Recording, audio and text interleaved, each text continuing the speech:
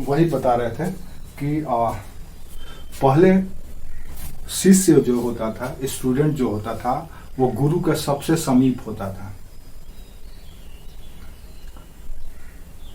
कैसे समीप होता था? तो बच्चा गुरु के पास ही जाकर के रहता था अध्ययन करने के लिए। उनका जहां भी आवास हो, कुटिया हो, जो या गुरुकुल हो, वहीं पर बच्चा जाता था, वहीं पे रहता था। 24 आवर्स गुरु के नजर में रहता था। पढ़ता वो मात्र 1 घंटा या 2 घंटा ही होगा, लेकिन हमेशा गुरु के निगाह में रहता था। अब इससे फायदा क्या, नुकसान क्या? आज बच्चे सिर्फ और सिर्फ क्लास करते वक्त गुरु के पास रहते हैं, टीचर के पास रहते हैं। बाकी समय उनका अपना पर्सनल लाइफ होता है, जिसको वो अपना प्राइवेट लाइफ करते हैं, उनका निजी लाइफ है। और कोई अपेक्षा भी नहीं करता, और गुरु भी नहीं चाहता है, टीचर भी नहीं चाहता है। हमारे यहाँ टीचर का कॉन्सेप्ट नहीं है, हमारे यहाँ शिक्षक का कॉन्सेप्ट नहीं है, हमारे यहाँ गुरु का कॉन्सेप्ट है। जब से हमने गुरु को जगह पर टीचर और शिक्षक का कॉन्सेप्ट को अपनाया है, गुरु का भी प्रतिष्ठा, गुरु का भी महत्व और गुरु का भी विश्वसनीयता कम हुआ है, योगदान भी कम हुआ है। तो टीचर के पास या गुरु के पास पहले बच्चा रहता था और 24 आवर्स रहता था। तो इससे फायदा क्या, नुकसान क्या? फायदा ये होता था कि गुरु को या टीचर को अपने शिष्यों का परख करने का मौका मिल जाता था। मान लीजिए आपके पास 20 बच्चे हैं, गुरुकुल में बैठ करके पढ़ते हैं या गुरु के सानिध्य में रह करके शिक्षा ग्रहण करते हैं। अब गुरु सभी बच्चों को एक साथ बैठा करके एक ही चीज पढ़ाता होगा, चाहे वो किसी भी विषय के बारे में चर्चा कर रहा होगा। लगभग 150 सब्जेक्ट्स पढ़ाए जाते थे गुरुकुल में, आचार्यों के द्वारा, ऋषियों के द्वारा, उपाध्याय के द्वारा। एक दिन बताएंगे। जो हमारे यहाँ टीचर का कॉन्सेप्ट है, वो कई प्रकार के टीचर हमारे यहाँ होते थे, उस पर हम लोग बात करेंगे। सबकी अपनी काबिलियत, अपनी योग्यता होता था। अभी सबके लिए एक ही शब्द ट्यूटर या प्रोफेसर या लेक्चरर सब प्रयोग किया जाता है। हमारे यहाँ पहले ऐसा नहीं था। तो टीचर जब भी या गुरु जब भी बैठता था पढ़ाने के लिए शिष्यों को, तो अपना बैठ जाता था और जितने भी शिष्य होते थे उसके चारों ओर या चारों तरफ बैठ करके उसके लेक्चर को सुनते थे। 1 घंटा का शिक्षा दीक्षा हुआ और उसके बाद गुरु उनको छोड़ करके हट जाते थे। बाकी समय में साइड में बैठ करके गुरु जी वो क्या करते थे, आपको देखते थे। आप सभी लोगों पर निगाह होता था। आपके चाल, आपके चरित्र, आपके निर्णय क्षमता, आपका सोच, आपकी परिश्रम करने की क्षमता, आपका मूल्यांकन करने की क्षमता, आपकी सोशल भागीदारी करने की क्षमता। मतलब आपके अंदर कौन सी ऐसी काबिलियत है जिसको देख करके गुरु को लगे कि हाँ, ये इस बच्चे में अच्छा है, इसको बढ़ाया जाए। तो क्या होता था, गुरु के पास आने के 5 वर्षों के बाद परीक्षण के उपरांत बच्चे को फिर अलग अलग क्वालिटी के आधार पर उसको छांटा जाने लगा। मान लो कोई लड़का युद्ध विद्या में उसमें क्वालिटी है, लड़ाई झगड़ा करता है, बलिष्ठ है, सब बच्चों को हरा देता है, तो उसको युद्ध कला में डाला जाता था। कोई बच्चा परीक्षण करने में, एक्सपेरिमेंट करने में उसको दिखा, तो उसको साइंस में डाला जाता था। मतलब जो बच्चे में जो क्वालिटी हुआ, 5 साल तक गुरुकुल में बैठ करके उसका परीक्षण होता और उसके बाद धीरे धीरे उसको छांट करके अलग करके निकाल लिया जाता और अलग अलग टीचर के पास और गुरु के पास उसको सौंप दिया जाता था, जो उस गुरुकुल में अलग अलग शिक्षक होंगे।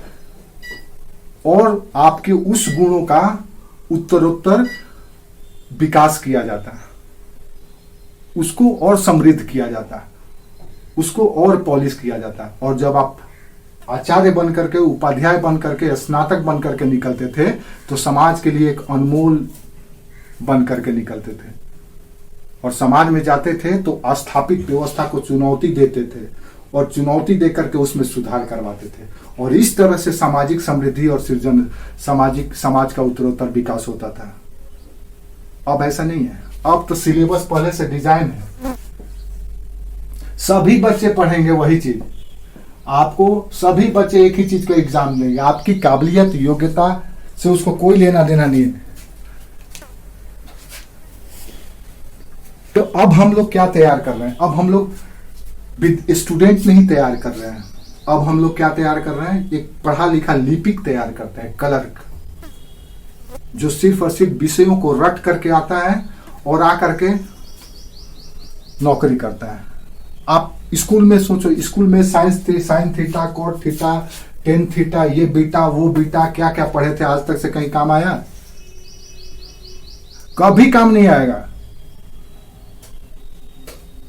आज भी हम उसी चीज को पढ़ रहे हैं, उस विज्ञान और तकनीक को पढ़ रहे हैं। कॉलेज में जाकर के देखिए, इंजीनियरिंग कॉलेज में आज भी हम स्कूल और कॉलेज के में वो सिलेबस पढ़ रहे हैं जो 50 साल पीछे का टेक्नोलॉजी है, और कहते हैं हमको रोजगार नहीं मिलता है, हम इंजीनियर हैं तो हम प्रोफेशनल हैं, हम मास्टर्स एमबीए किए हुए हैं। तो ये हमारे यहाँ पैदाइशी लोग एमबीए हो जाते थे, जन्मजात हो जाते थे। हमारी जो जाति व्यवस्था थी वो तो आपको पैदाइशी एमबीए होल्डर बना देता था। पीएचडी का डिग्री आपको उसी समय मिल जाता था। पैदा होते थे जिस जात में, क्योंकि आपकी जाति के पीछे आपके प्रोफेशनल आइडेंटिटी होता था। आप जिस जाति के होंगे आप उस कर्म विशेष में विशेषज्ञ होंगे, और समाज आपसे यही अपेक्षा भी करता था, और परिवार आपको उसमें समृद्ध होने के लिए या उत्कृष्ट होने के लिए मदद करता था। तो हमारी जाति व्यवस्था को जो जिस तरह से गलत तरीके से परिभाषित किया जाता है, वो बेसिकली आपको सॉलिड बनाता था, वो स्पेशल बनाता था। स्पेशल जाति, स्पेशल काम। लेकिन इस चीज को तोड़ दिया गया। अब क्या है? अब बस खाली नौकरी। एक नौकरी जाति हो गया, एक गैर बिजनेस जाति हो गया, एक मजदूर जाति हो गया, और एक पूंजीपति जाति हो गया। ये सब अब कास्ट से, यही कास्ट है। ये आधुनिक काल का, या आप कह सकते हो इसको अल्ट्रा कास्ट कह सकते हो आप। वो कास्ट सिस्टम का बुराई करके लोग ये व्यवस्था को ले आए हैं। और ये कौन लाया है? ये लाने वाले लोग कोई और नहीं थे। न तो इस्लाम या मुगलों ने या तुर्कों ने आपकी जाति व्यवस्था को खंडित करने की कोशिश की, आपको पूरी तरह से कन्वर्ट किया, लेकिन आपकी जाति व्यवस्था पर वो अटैक नहीं किया, क्योंकि वो भी इस चीज को मानता था। वो जहां से आया था वो भी मानता था। लेकिन कॉलोनियल पीरियड में ब्रिटिशर्स ने जो व्यवस्था लाया, वो जान करके इस सिस्टम को ही खत्म किया, क्योंकि जैसे ही ये सिस्टम पे अटैक करवाया तो क्या होगा? आप जो प्रोडक्शन करते हैं, आप जिस बिजनेस से, व्यवसाय से लगे हुए हैं, वो सब अब आप धीरे धीरे छोड़ेंगे, और धीरे धीरे छोड़ करके आपके अंदर हीन भावना पैदा होगा। छोड़ करके कहाँ जाएंगे? उसके पास ही आएंगे, उसके यहाँ सेना में नौकरी करेंगे, उसके यहाँ कलर का लिपिक का काम करेंगे, उत्पादन का काम अब उसके लिए करेंगे। तो पूरी तरह से आपकी व्यवस्था को तहस नहस करके रियल स्लेवरी वहीं पे शुरू हुआ, जब आपके सोशल फेनोमिना को, कल्चरल प्रैक्टिस को डिस्ट्रॉय किया गया। तो आपके सिस्टम को, जिसको आप बुरा कहते हैं, बेकार कहते हैं, अगर नहीं रहता तो भारत और देशों की तरह भारत कहलाता ही नहीं। इसका भी नाम कुछ और हो गया होता है। इसका नाम भी बदल जाता है, जैसे ईरान का बदला, जैसे पर्सिया का बदला, जैसे और देशों का बदला, आपका भी बदल जाता है। बस उसी के वजह से आप बचे हुए हैं। आपको इस चीज को समझना होगा, इसके महत्व को समझना होगा। आप नहीं समझेंगे जब तक